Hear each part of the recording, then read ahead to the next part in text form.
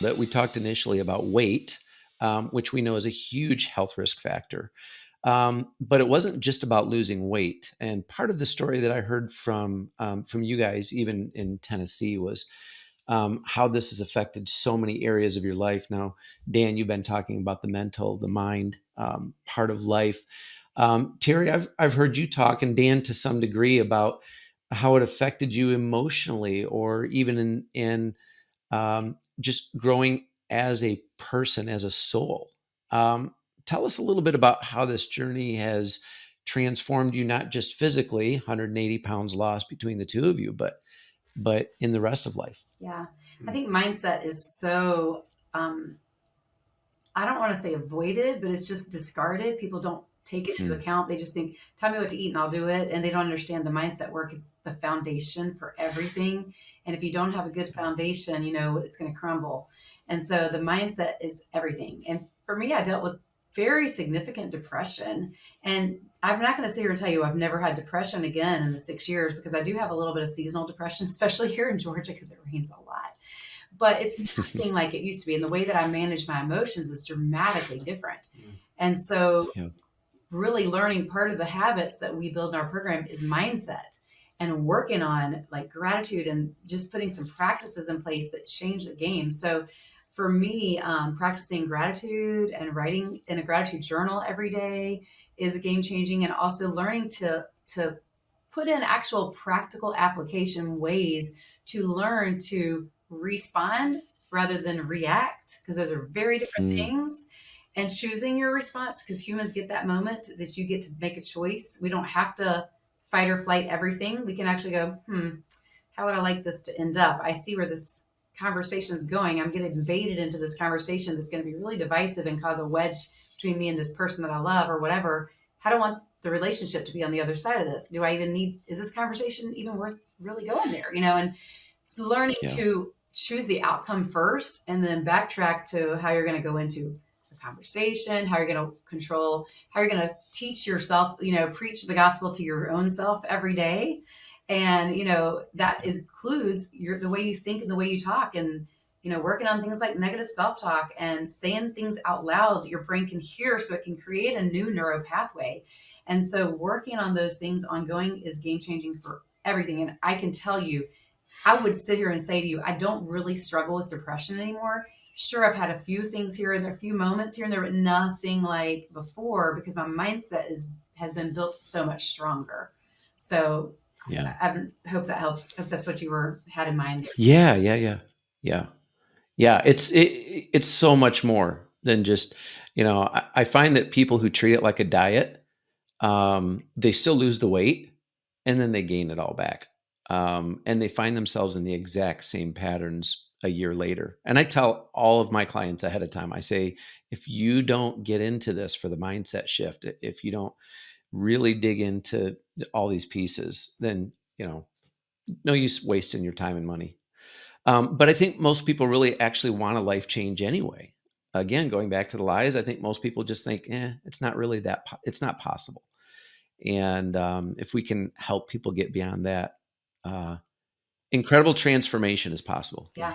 And I think it's sad that people don't set goals anymore. Like they get to our Mhm. age and they're coasting through life, and it's interesting because I have this thing that I love to do. I love to send people a happy birthday video. Every day I send birthday videos to whoever has a birthday on my Facebook. And a lot of times I'll ask people, what are you doing to celebrate? And then I'll ask them, what kind of goals do you have for this next year?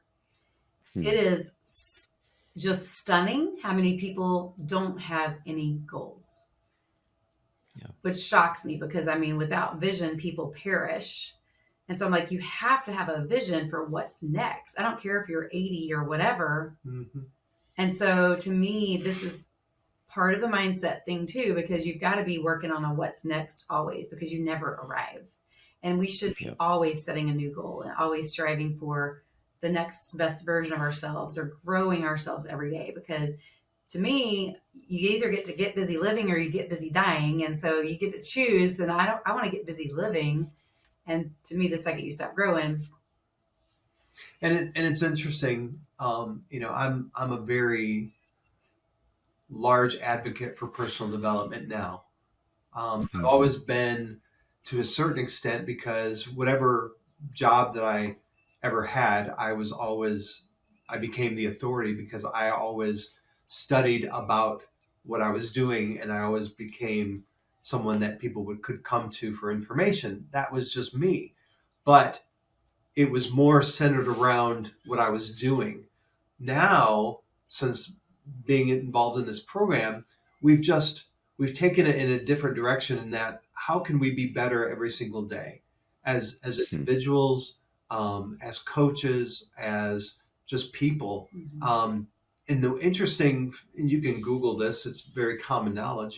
The average American doesn't even read a book a year, uh, which is astounding, which kind of Hmm. goes back to the vision, right? People Yep. don't have a vision of becoming the next best version of themselves. They've settled and they've fallen into this groove of just life, and they don't see a way to better themselves. And I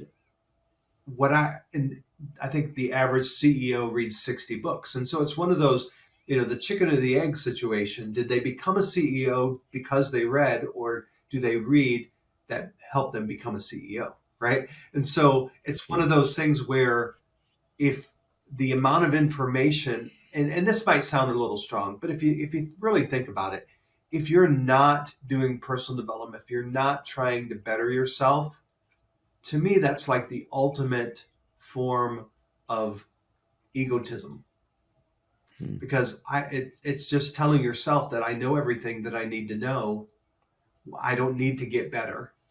And so that's what we're stuck. That's what the average American is stuck in, is thinking they know everything they need to know, not realizing that there is so much information out there that could just that they could literally transform their life with just a couple thoughts.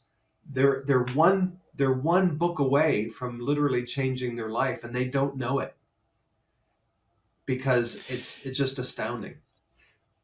Yeah, I'd like to uh, go into the whole midlife thing for a minute and kind of focus in that area because I've seen this in myself. I've been very vocal on this podcast about the fact that I'm on a journey through midlife myself. I'm trying to figure this whole thing out, and I'm working toward awareness right now of where I'm really at in a lot of these things. And a lot of the things that you mentioned, I think in what I see in myself and what I see in conversations with other people, maybe the slowdown in reading or growing or learning is somewhat of a giving up. When we get to midlife, one of the things that kind of starts the crisis part of it in motion is coming. And by the way, crisis is not always a negative, terrible, bad thing. It just means you're entering an important phase where decisions are going to be made that have tremendous implications for the future. It's a crisis moment, not just a floating through and hanging out, in the breeze moment. Um, but I think to some degree we sense a certain get a certain sense of our own mortality, and that this life is fragile, and that there is an expiration date. And I think we're put in this place where we now have a decision. I'm either going to put in the effort and grow and move forward and become something, a different, better version of myself, or I'm just going to kind of settle in, give up. This is what it's like to get old. And whether it be our weight and our health, or whether it be mentally or any of those kinds of things, I see a lot of us just kind of giving up and going, I'm just tired. It's time to coast. Um, and I'm reminded of that phrase that says it's not your fault, but it is your responsibility, when we find ourselves in those kind of stuck spaces. You guys have any other thoughts about that? Well, I think that's dead on. I mean, that a lot of people do just coast because maybe they've been in a rut of going to a Mhm. job, punching a clock, coming home, cooking dinner, going to bed, doing it all again. And it's easy when you're in a rut to not be in a creative space. Also, you can only be critical or creative, one or the other. You can't do both in the same space. So Mm. when you're coasting, it's easy to be critical of other people or judgmental. Oh, look what they're doing, or especially in the South, people love to do that. Yeah. Bless your heart, crazy person, you know. And you're never going to get criticized by people doing more than you.